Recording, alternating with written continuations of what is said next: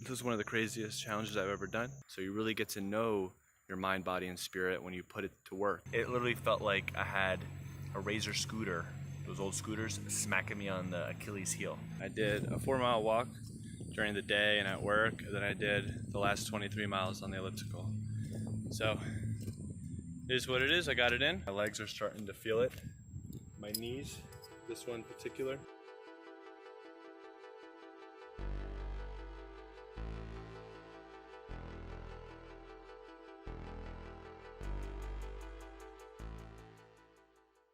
What's up internet? So I just got done with the last 11.5 miles of day 30, and I'm happy to say that the calendar club, I am done. I am completed it.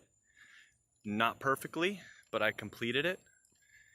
If I added up all the miles that was supposed to be done, 1 plus 2 plus 3 plus 4 plus 5 all the way up to plus 30. Each day you run the amount of miles equal to the day. It would equal 465 miles. The amount of miles I ended up getting in was 398. There was only 4 days out of all 30 days where I did not get the full amount of miles that was intended done. And only one of the days I skipped completely.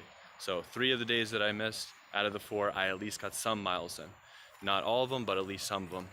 But overall, I feel really great. I feel very proud of myself, and I feel very grateful that I put myself through this.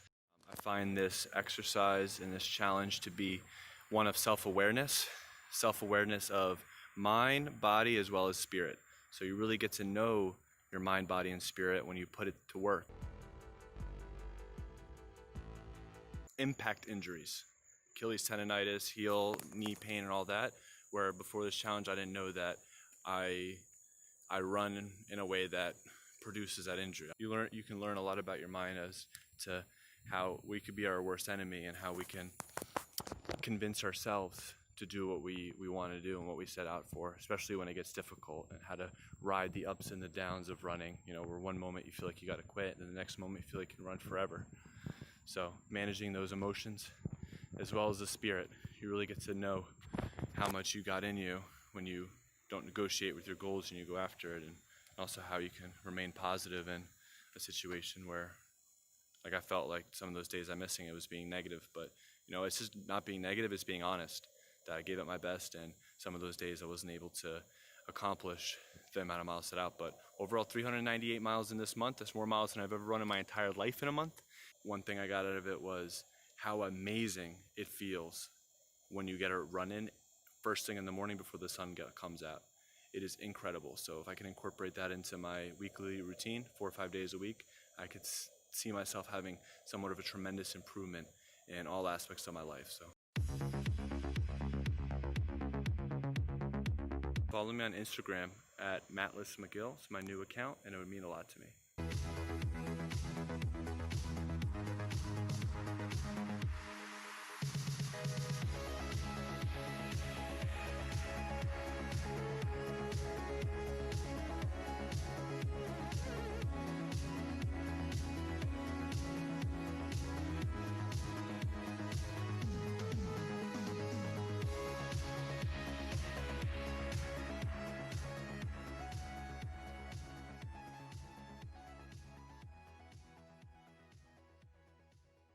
What is up, internet?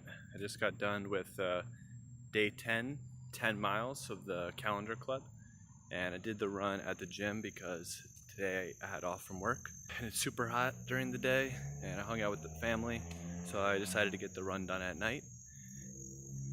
And I did a 7 mile, and I took a quick pee break, and then I did 3 mile.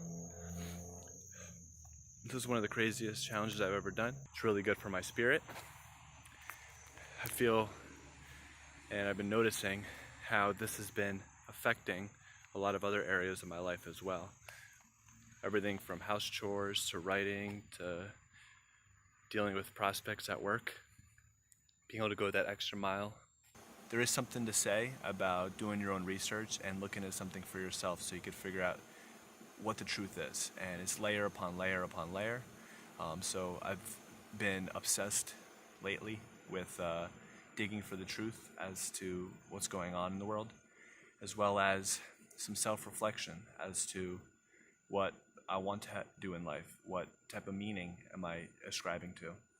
And I read book Man's Search for Meaning by Viktor Frankl, which was a doctor who was a victim of the Holocaust. And in Man's Search for Meaning, he breaks down exactly that.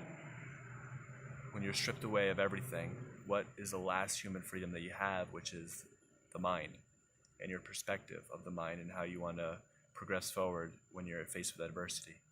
And meaning can change from time to time. It's almost like asking a chess champion, what's the best chess move?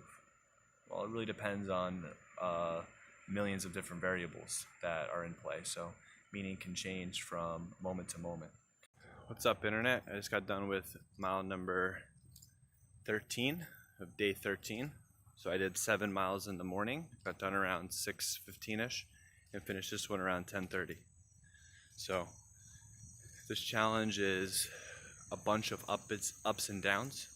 One moment I feel like I want to quit and I can't do it anymore, and it could be a physical pain, a mental pain, an emotional blockage. And then the next moment I feel like I can keep running forever. So this is absolutely a test of will. It's a test of discipline, and it's also a test of how I can arrange my day to make sure that I get what I got to get done in, because I had to go to work today. And with all this pandemic going on and all of this civil unrest, I still have been able to close 3 deals in the past 2 weeks. So 3 deals in 2 weeks is pretty incredible, being that there's a lot of people out there that think that people are not buying things, people are scared, they're saving their money. And that might be true, but people are also spending their money. So you gotta show up to make it happen. If you sit at home and expect it to happen for doing nothing, it probably won't. That's just it. I'm really enjoying doing the morning runs a lot because it feels like it gets my day started.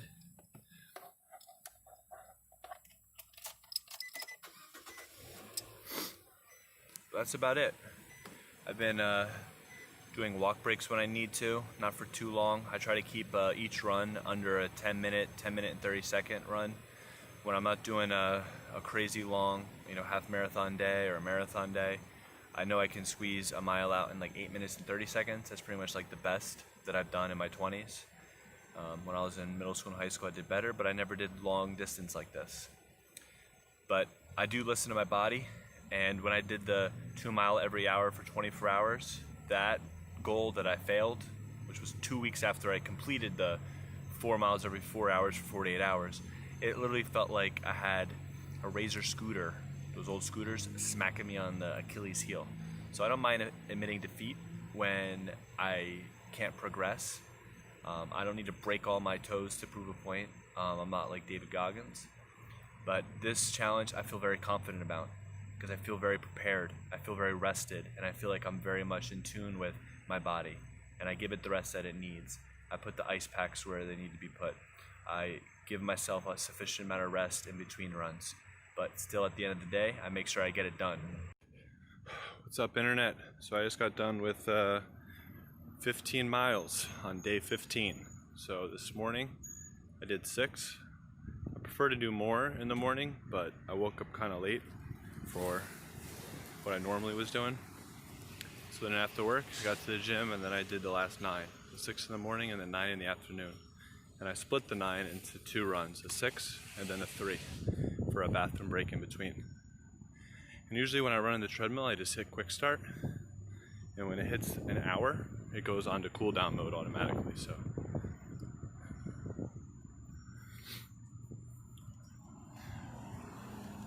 one thing I noticed more than ever, and I've noticed it before, but more so now, is dealing with the waves of these long distance runs.